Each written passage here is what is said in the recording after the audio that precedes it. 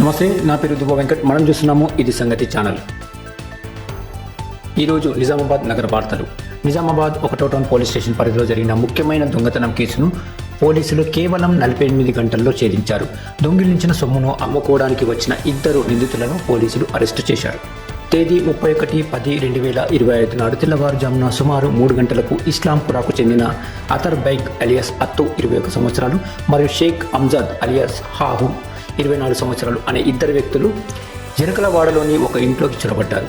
బీరువాను పగలగొట్టి బంగారు ఆభరణాలు, 1500 నగదు మరియు ఒక స్మార్ట్ ఫోన్ను దొంగిలించారు. ఈ 2 నిందితులు మద్యము, సిగరెట్, గుట్కా వంటి చెడు అలవాట్లకు బానిసలై వాటితో పాటు జల్సాల కోసము డబ్బులు సరిపోక దొంగతనాలకు పాల్పడినట్లు తెలిసింది. వీరికి గతంలో కూడా దొంగతనాలు, హత్యాయత్నం వంటి కేసులు ఉన్నాయి.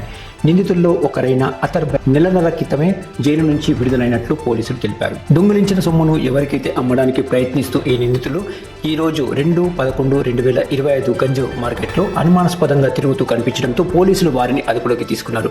వారి వద్ద నుండి దొంగిలించబడిన బంగారపు ముక్కుపుడక, ఉంగరము, వెండి కడియాలు, వెండి వత్తులు, ఒక Vivo 1902 blue colour smart phone మరియు 1500 నగదు పోలీసులు స్వాధీనం చేసుకున్నారు. 1 టౌన్ పోలీస్ స్టేషన్లో crime number 417/2025 section 331 305A BNS కింద నమోదు చేశారు. ఈ కేసును ఎస్ఐ జి మహేష్ విచారణాధికారిగా ఉన్నారు.